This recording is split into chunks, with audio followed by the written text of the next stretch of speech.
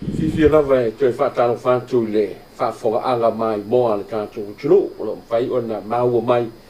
ia kātou whaasariraunga ia e tau walanta fōi I upenga o fiso te inga. O le kātou pokalame mua neo ne tau sanga, lua te skupitu o le tūnā a le awhionga I le ripāle mia.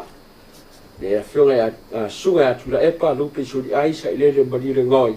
La whape fōi o na fisiringi ai ia le awhionga le taitai. Ia inisi foi o mata upu lo fia maua I eise malamaanga alo tātou utunu. Ai mole whaasau ina o le taimia le fionga I le taitai. Ia o te manatu ia leo ua tātou au lia mani tau sanga fau le manu ia o le tūlanga I tau. Ia o lo whapea foi o na maini poti. Ia whapea foi o na saunga le buma to fi malie me uma. Ia o fia ngai foi ne tunu ia maso fia fio le kirisimasi. Ia mas foi le tau sanga fau. Ia pesa tātou a mata lava lau fionga le kai I le tātou vai aso ala pongi. Ia ma tāo sanga pe ua Yesina swinga foi nei. Ia mai te le fu tau sanga o tua nai. Ia o tātou a mata mea I le rua iaso tau sanga fau. Ia I tāo sanga foi ia ma ana pongi. Wala tātou whaasi foi le tua. Mana manu tio le tātou sinu la mo fio. O le whawhisiri. O le tātou vai aso le ala tunu. O tāo sanga ma ana pongi. O lo whafoe il fono e kalesia. Ia sosani fo ia I malmalo. O lato wana o lea e taulambua. O le mafuanga mantua fo isa whai unga tau sanga. Teimi po o November, December. Ia sali lifa la le maratu na I le mea masani ho le tupu le kai mea le o le sau le vai palolo o ki monga so mea November o so mea makau ia te sema o fa pele pe mania fa ia November po te sema ale la sau ua fai le tonu ono le sile tu manga tatu e kalesia kirusiano o le whanga solo lotu o amitanga le tusanga e le lila on tuulo i elva e solea ia mai matango fia sila whanga le sila mai e leo le whai unga o le tausanga le whaka a mga kua ia. A lea lava o makua ave alfa momua. Ia kako mua mem kausa. Ia kako kua ku le kua lo tatu o tino umolana te inga ma le puipuinga. I le aso momua o e anuale. Se yo I le fai unga le vaiaso. O le ngaka atoa lalna. O le na mafoi o sui. Ia mantua foi o suinga nei mea. Ia whengo fian fatino o lea loto ia matama vo I matutua. O le whanono ngā manua sama. Ia le tulanga na mai ele upu vane ai le mate tu ina pea mal fasau ino sa mo te lo tu sanga mai I fa lave matu ya sui ngol tau o fionga pe yo le si vaenga le sa ta ua le ta yo e kali se so patasi le fionga le tia kono ya ta kasiano tu ina mai ina ta sanga voi le ta pulio o le vai aso ina ia e mo fai na fa solo poi ia fionga tu polum so vai ia fai o tato ta sanga le man el pongi ona mai ta o la fa to la pongi ala fai papa ki wa isi tu o pe le ba fa ya la to le vai aso mal fa si fo le tu le tal sanga le na kasiano ia te langona ona se fa silanga a le unga ia fa ya la to e fai ai fono e kalesia fai ai la tou po fel sai tu e fai ai la amtanga a fel sai tu e fai wai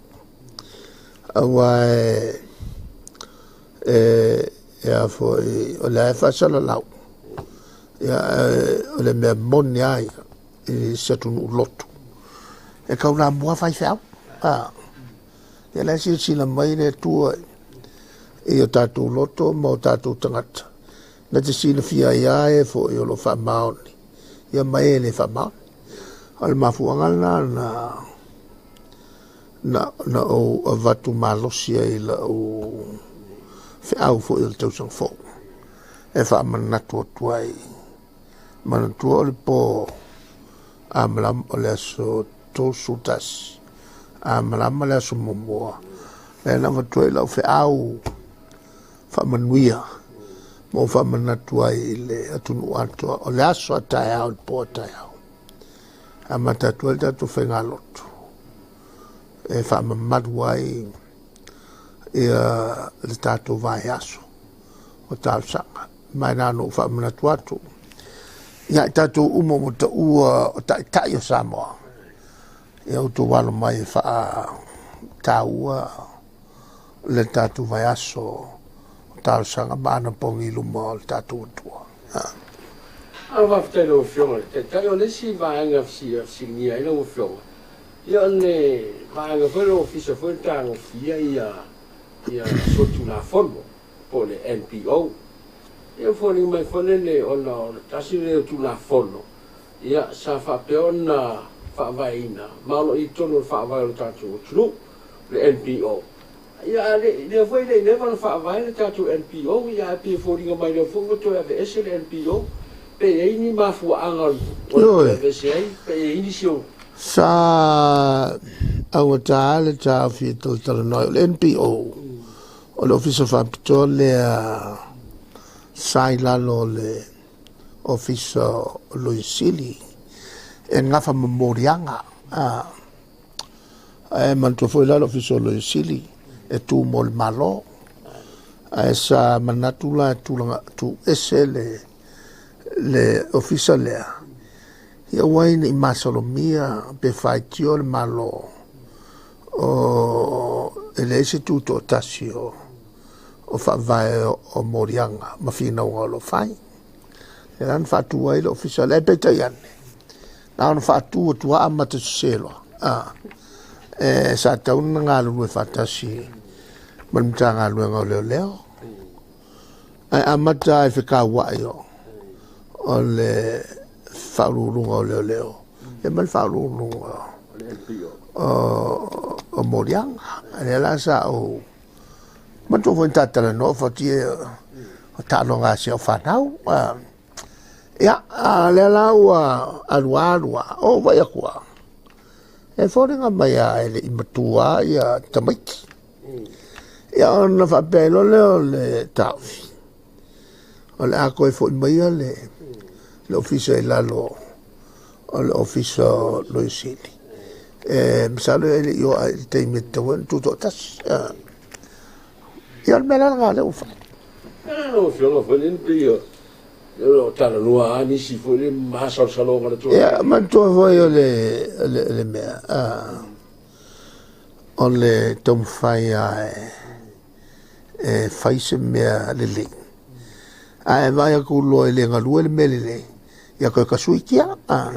lo le ku fa we pe e ko fo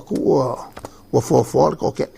ya la fama ni si ai wo to ave esel malo fo le ona fo li ngamo ti tira tu malo e fo le fo ai malato vie e le ya se me wa nga fa pe e se me fa penga e mo moria le malo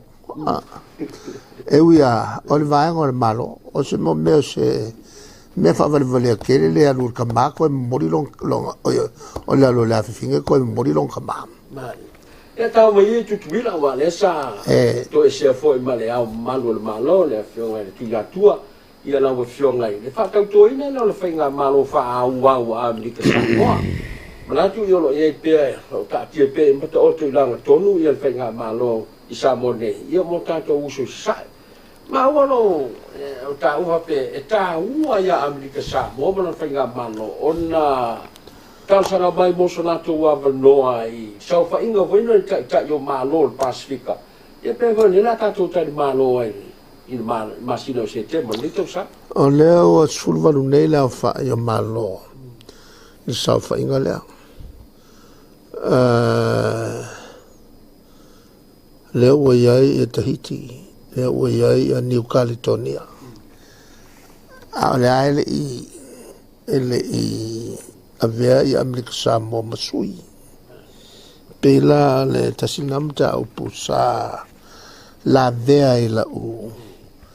la unga fala o tele sa fai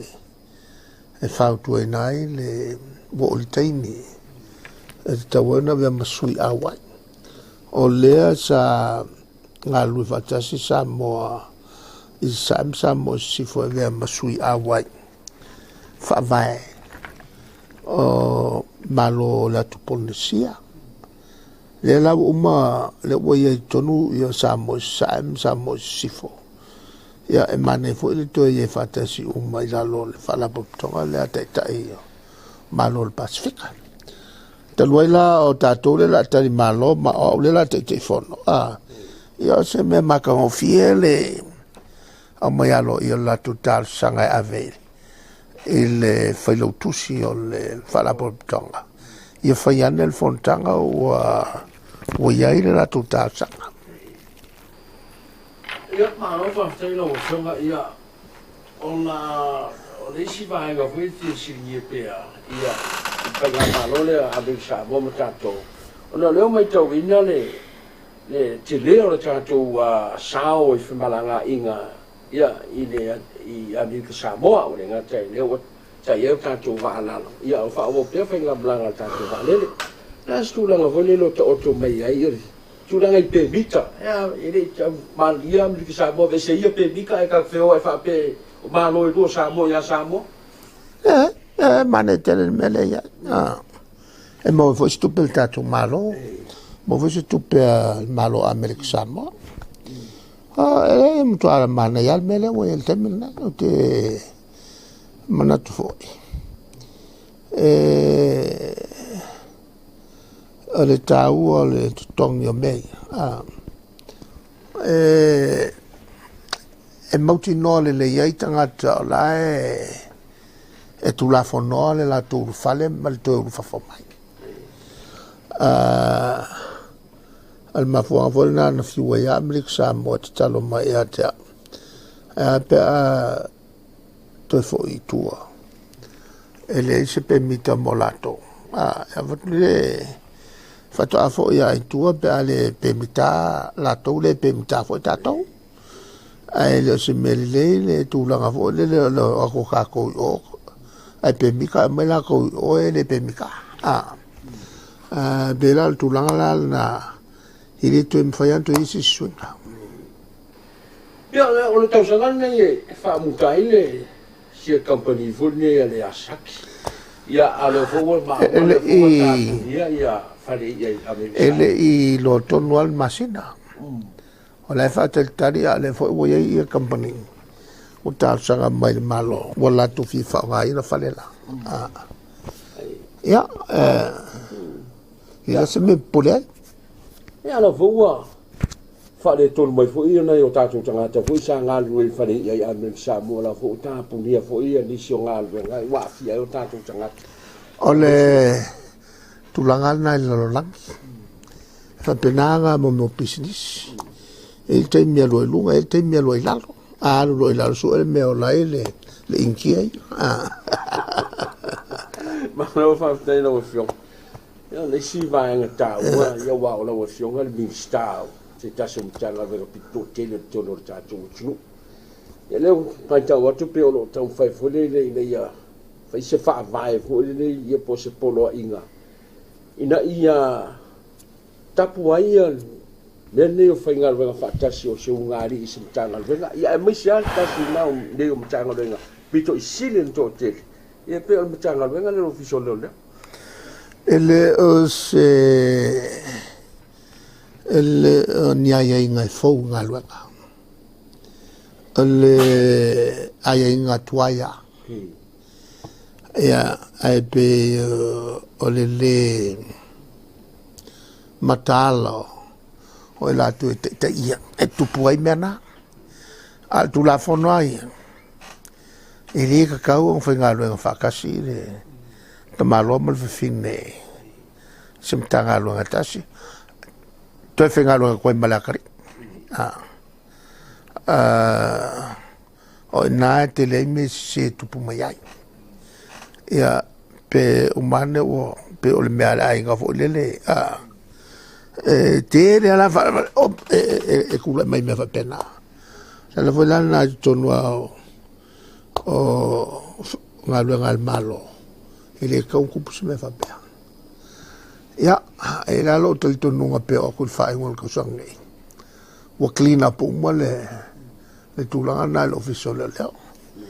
o tawana mata na fatal tala no le la fo le ngal ia tu fai ngol te sanga o mo se me alweles wa le ka o nga silia le fai ngol te sanga tu mo pe ia foi le ka ma la kari ko ma fo per ka ma pe fa wa pe fa ma va avela ngo la kari o winga fa pe ia fa keke ai e le mele o mo meo o ko kele o tanga to ai nga fa nga lu fa kas pa vene na pa o ina tau lo fa mo tu la na pe le sau no la mo fio ai ave ese mai pe ave ese mai de fine ia mai so fa mai un tanga le ngo le e ese fa mo foi ese tau ia mo tina tu sai bala tau tu to al mele le tu ele to sa to ia su mo mai le mese ya por malo lo fo ia le vai dai o te mantua le sta filo inga no si le to lo fio le kai ia le tula lo se le tanga lo leo mai la lo am tanga sai la lo la vol fa inga pan mio por te ta ia mani na la va te mi fa solo mai ia sa kasi ia le sui te ta fo le lo tanga venga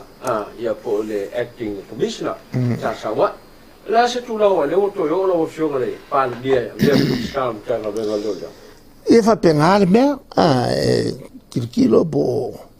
ia le la wa le me a quale sai ia le fa ia o kiri ngalo ale pe wa vele ia le fa ma me wa kiri ai ngakele me ka fu pe ala o wa mangingo mai sali ka wang so nga fa kiri fu me fu wala varka sul me fu io veo le si va a fishing io poi lo fio al tai